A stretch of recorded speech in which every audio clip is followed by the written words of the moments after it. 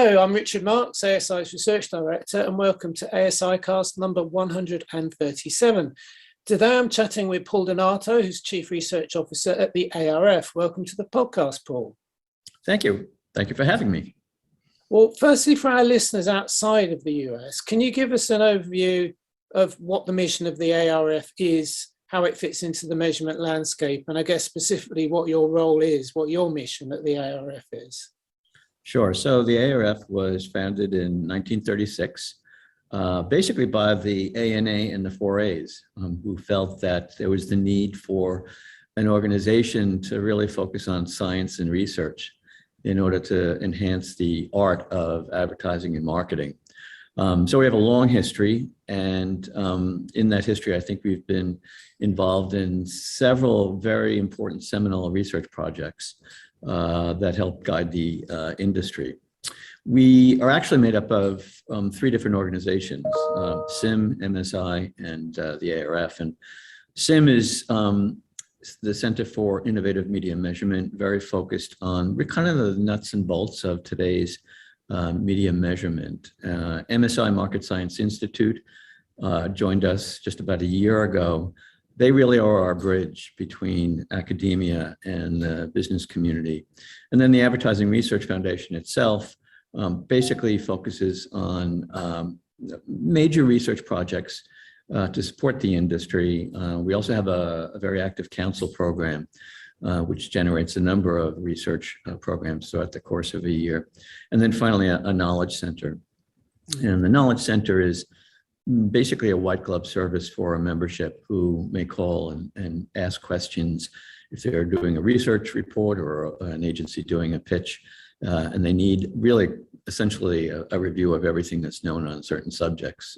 Typical subjects might be, the relative contribution of media versus creative, or research on biases associated with panels or big data. So pretty big projects. My role, I run a department that we have data scientists, we have more traditional researchers, and we also have the Knowledge Center, which reports into the research group. And you mentioned important research projects that the ARF has taken the initiative with over the years, and what prompted us to get in touch with you specifically and have a chat was the recently launched tracking study. The first wave, I guess, of it was launched recently, which is called DASH, which stands for Device and Account Sharing. Can you give us some background to what prompted it, the genesis of the project was, and what its objectives are? Sure. So I would say about a year ago, a number of members came to us. Typically, these are members that either in the identity space, attribution space, they have access to big data sets in the e-commerce space. And a number of them were doing their own studies to develop the signals necessary to model the big data that they have. And as we started talking, it became clear that if we really established some sort of a consortium and everybody contributed, that a single study actually could be a much higher quality. And importantly, when individual companies were doing their own either universe estimate or enumerations, and then they would present to an agency or advertiser, they'd have to defend those base statistics. Whereas if this were more of an industry standard and everybody agreed to these base statistics, it would be one less thing that the members or the sponsors of the study would have to defend. So the kinds of information, it's a highly granular study. If you look at a TGI or an MRI, they ask many of the top line questions. For example, having streaming services, or whether you're or not you have a laptop or an iPad. We are much more granular. And so what we do is to study every TV, every device, its brands, who owns it, who uses it, for what purposes is it used. I can go on and on. I mean, we have co-viewing and viewing yesterday, co-viewing yesterday. But as a standard, it was important that it be a rigorous study and be able to basically stand up in an environment which is changing very rapidly, and for which I guess there's a lot of debate about what the landscape looks like. For example, what proportion of households have broadband only. So the methodology is we partnered with NORC at the University of Chicago. It's a probability sample. It was done during COVID, so it had a fairly significant impact on response rates, but the fact that we can compute a response rate is unusual even by today's standard, which is about, we were expecting a little bit higher, but it turns out to be about 12%. The difficulty, of course, being it's multimodal. So it is in part an online panel, the AmeriSpeak panel, in part first-time online survey takers. There's a smaller sample of telephone, and also we have about 1,500 face-to-face surveys. So a total sample of about 10,400. And right now we're engaged in the analysis of the differences in results by those different modes. There are clearly demographic differences between telephone and face-to-face and the online.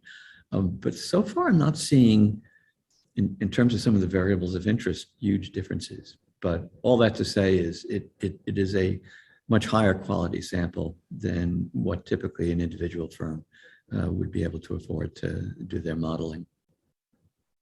So there's elements of this which sound similar to what might be referred to as an establishment survey in some other markets, where you do a survey to understand, if you've got a panel or you've got a data source, what you should be calibrating the device ownership and service subscriptions to make sure that you're representative. But there's also elements that, as far as I'm aware, go beyond what I've seen in traditional establishment surveys with regard to questions, for example, around device sharing, account sharing, even questions around how many email addresses people typically have and use, which I'm guessing is, to your earlier point, that's about giving people ammunition to support the assumptions they're making when they are trying to turn big data sets into viewer data sets. The assumptions around logins, for example, and the sharing of logins. I mean, how granular do you go on that sort of information? Exactly. Well, let's use email as an example. So we asked the number of emails by specific domain, and not surprisingly, the average person has more than one email, has a little bit over 2 emails, very much a function of age. Why is this important? Emails are one of 2 major match keys that people use, hashed emails and IP address. And I believe in this year's study, we're probably going to be collecting IP address also. So it goes to your ability to understand, when you do a match, what's the likelihood that you're matching on the one and only email that somebody has. There are, I would say, 3 kind of classes of clients. There's identity people. And what this does, actually, after third-party cookies goes away, the only identity graphs that are really going to exist would be something out of a panel. So in a sense, we have an identity graph built, a real identity graph built on 10,500 people. The identity people are probably going to double base it so that they can base it on over 20,000 people when this year's study comes out. They're the attribution people, the people who are trying to generate audiences. They are looking at signals like, Vizio through Inkscape is one of the more prolific providers of ACR data. And so we collect every television by brand. And so now they can take a look at the demographic characteristics, other behaviors associated with Vizio, and then compare it to players like Samsung to try to understand what kind of, if all you have is Vizio, what kind of limits you have, and is there a way to correct for the biases associated with having just either one MVPD or one ACR provider. So very detailed signals. And then we have the e-commerce folks who are running receipt panels and trying to understand what proportion of receipts they are receiving, and And again, here again comes emails. Device and account sharing, it's not just AVOD and SVOD and Netflix, but it's also Amazon, Amazon Prime, Walmart. So, does everybody in the household use your Amazon account for purchasing, or do people have multiple accounts, one for the household and one for the birthday presents? Mm. Yeah, I remember even 5, 10 years ago, someone involved in this area standing up at a UK conference and said the good news is that they had detailed device usage on everyone in the UK. The problem was they added up to 270 million and there were only 60 million people in the UK. It's that issue of people cropping up, particularly, without going down the whole rabbit hole of cross-media measurement, people cropping up on different devices as different personas. So I think that's clearly a key thing that you're able to address. How you talked about being a very granular survey. If you take the early data that you've shown, and we'll put links in the podcast notes so listeners can go off and investigate more about the survey themselves. But you show a heat map of times of day when people are more likely to be co-viewing on different devices versus times when they're more likely to be solo viewing. Are you able to break that, for example, by genre? We did not ask genre in the first year. Genre is in this year's questionnaire.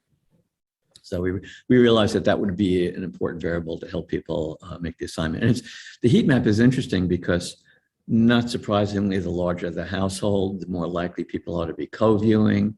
That varies by network. Netflix is a very highly co-viewed network. Disney, very highly co-viewed network. The demographics that sort of drive things like co-viewing and account sharing make a whole lot of sense. Younger people are much more likely to be using other people's Netflix accounts. It's funny, timing was sort of on our side because we released the study February 15th, and about 2 weeks ago, Netflix announced that they were going to be testing a new way of addressing account sharing. They're testing in a couple of countries, I believe in South America. And the numbers are reasonable. People are much more likely to share their SVOD accounts within their own household, not surprisingly. But there's, for Netflix, it's about 10% sharing with friends outside the household. And again, heavily driven by age. Younger people much more likely to use someone else's account or to share their own account. Older people much less likely to be sharing accounts. I would also say what's really interesting is, I mentioned that things like BBO, broadband only, it's subject to some degree of debate. It obviously heavily affects the rating services, the representation of BBO, because I know the broadcasters believe that BBO homes are much less likely to watch broadcast television, and they are right. We're projecting broadband only in the United States about 25% of the homes. But what's interesting in that is that among that 25%, 15% or 60% of the 25 that have broadband only really only use it for SVOD or AVOD and don't actually get broadcast television. So I know we were having a conversation about surprising finding. That was one of the 25 is not a surprising finding. Can I just check your definition of broadband only there? Do you mean homes that have not got a TV set? No, they and this is not projected to TV households, which is about 95%. It's projected to all households because there's a number of households that access video through their devices only. So the 25% that you said had broadband only, what do you mean by broadband only? They do not have an antenna. They do not have any form of pay. They may have a virtual MVPD like YouTube TV through which they can get broadcast television and cable channels, but they do not have sort of a cable box in their household. So effectively you're saying that your projection is that 25% of the US has neither what we would call, I guess, in Europe, over-the-air television or pay TV. So they are entirely reliant on broadband for the delivery of their their That TV. is correct. And this is where you need the granularity to really understand what is happening, in that if you have broadband only and you have Roku, as an example, you get digital channels, but you don't necessarily get broadcast or cable channels. If you have broadband only and you have YouTube TV or Sling, through YouTube TV, which is another subscription service, you do get broadcast and you do get several cable channels. So that even the definition is very, very complex in terms of what we define as a TV households these days. We really think we ought to be talking about video-enabled households and not television households. Yeah. Are there any other early findings that stuck out for you? We were actually hoping there would not be, because it's, it's important that on sort of the face validity, people have, believe the numbers. Yeah. And so in terms of our reception, we've got 10% antenna only, but antennas in a total of 15% of the households. We have pay being about 60%. We have broadband only, as I said, being 25%. There's a few percent which is not accounted for. And we think Univision is a client, and I don't know if they have research that is pointing to this, but we think with the introduction of 5G, and we've introduced new questions for the 2022 study to address this, that if you have 5G, it's pretty easy to get video on your cell phone and then to cast it on your TV. And we think that 4% unaccounted for, some of it is actually young people who are just casting. And we've built that into the 2022 study because we think with the introduction of 5G, we're going to see more and more of that. That would be challenging for companies that use router meters, wouldn't it? Yes. Oh. If there isn't a home network, then you'd need some other way of connecting to how they were accessing 5G. That is correct. Yeah. Mm. Interesting. Yeah. I mean, the challenges of actual audience measurement are going to become more and more significant. Definitely. In terms of the actual outputs, I know Dash effectively produces results, but as I understand it, if subscribers, if they cross the ARF's hands with silver, can potentially fuse their own CRM or streaming or first-party data to the Dash data itself. Is that right? That's correct. There are actually three ways that the data are available. There's a basic subscription, and the data are provided in two dashboards. A basic Tableau dashboard, which basically is the easiest way to go in and get any number in the study. And then we have a series of the basic demographic filters that you can filter that by.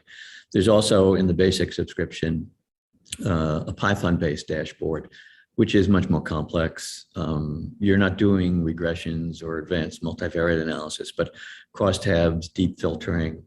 And then there's a basic plus, which is respondent level data in a really big CSV file, but also an SPSS save file. And I would say that SPSS save files are also readable by Python. And they have the advantage of having all the missing values and the value labels built in. And if you don't want to use SPSS, if you want to use Python, then that's a kind of a shortcut to building your database.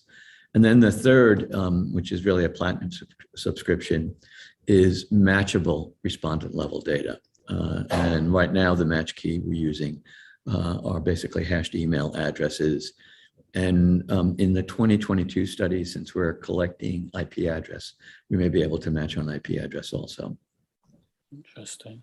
Now, although the data, understandably, given the nature of the ARF, is US only, it's an approach that possibly could prove very useful in other markets who are looking to activate their own streaming data, as it does answer a lot of questions and justify a number of assumptions, or in some case challenge those assumptions. What advice would you have if anyone listening might consider doing something similar in another market?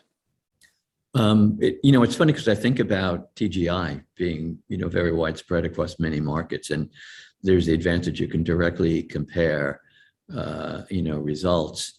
And we've had a couple of calls from multinational research firms, literally asking us if we'd be willing to license it. And so we'd be happy to. And there was a lot of qualitative work that went into how we asked the questions. So for example, in terms of account sharing, you don't use the word password because password comes with a kind of a social negative aspect if you're sharing, but actually just sharing video, far less.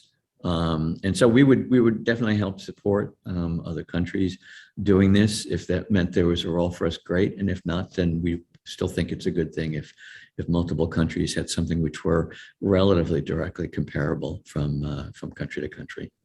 I guess as well as the syndicated surveys, there's also, I guess, those currency providers that have got establishment surveys who might having a light bulb over their head, thinking whether they should be adding in questions about account sharing, emails, etc. Because if they're going to be potentially dealing with, for example, connected TV data, then those are going to be quite key things to understand. So as an example, at least one of the major OEM providers of their ACR data, my understanding is that besides the match against a program or cable network, you do get metadata on SVOD, for example, if a Netflix is being used.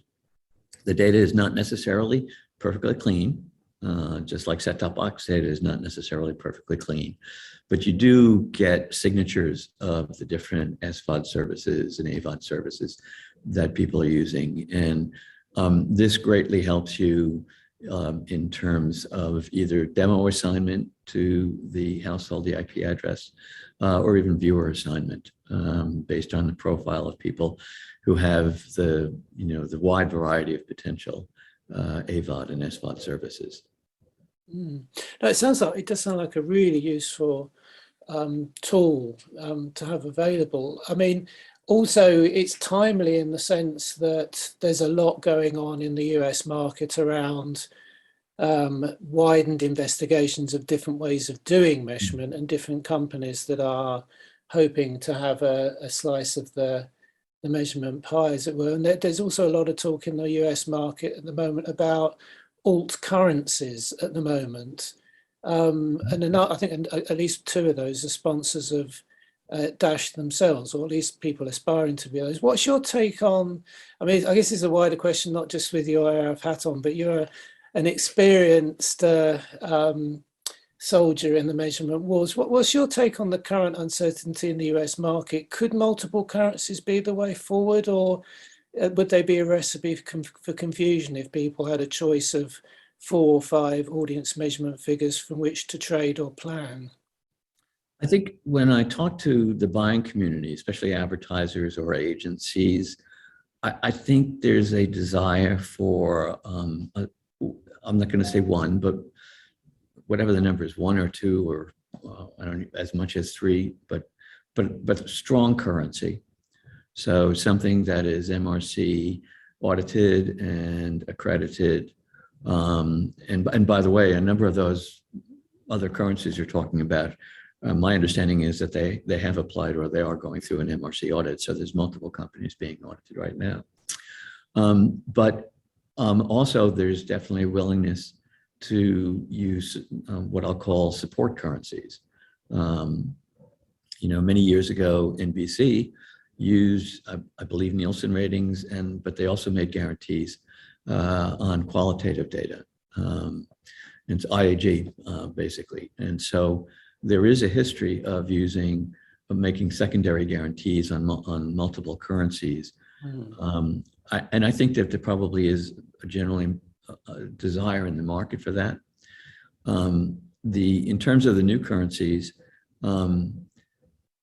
cross-platform, I think how people handle cross-platform I guess what I'm saying is strong currencies can become support currencies can become strong currencies. And it kind of all depends on how they play out with the MRC and with their measurement of cross-platform. But I do think there's a willingness to consider multiple inputs to buys and guarantees. It's a little bit of a sidebar, but we're doing work with the Attention Council and my old colleague Andy Brown, and we recently conducted a survey here about whether people believe that attention can be either a primary currency or sort of a supporting currency or an augmentation. And right now, the buying community believes that attention still is most useful for creative, but it does believe that in the next 3 years, attention it could be an augmentation to the primary currency that they are using. So I think that's an example that there's definitely a willingness to consider the use of multiple databases. One of the limitations of attention is that it's just not built into the kind of the buying mechanisms right now. And so I think, you know, you've got this sort of structure which kind of limits people's ability to easily buy and guarantee on different data sets. And I think that's going to be an important part of it. In terms of confusion, I don't think there'll be utter confusion. I think the confusion is just how do we use multiple currencies? How do you put them together? How do you weight them? But since people are just really getting access to multiple data streams right now, I think that will, you know, as Jeff Goldblum said in Jurassic Park, life finds a way. Advertisers always find a way. Sounds like a good point to end on. There is an awful lot going on at the moment, which is, I guess, good news for people like yourselves and ASI who organise conferences that help people understand how on earth they can process all this information. But we will put a link in the show notes so that people can find out more about the DASH survey. And in the meantime, thanks for taking the time to talk to us about that and other issues this afternoon. Excellent. My pleasure. Good to see you again. Take care. Thanks, Paul. Ciao.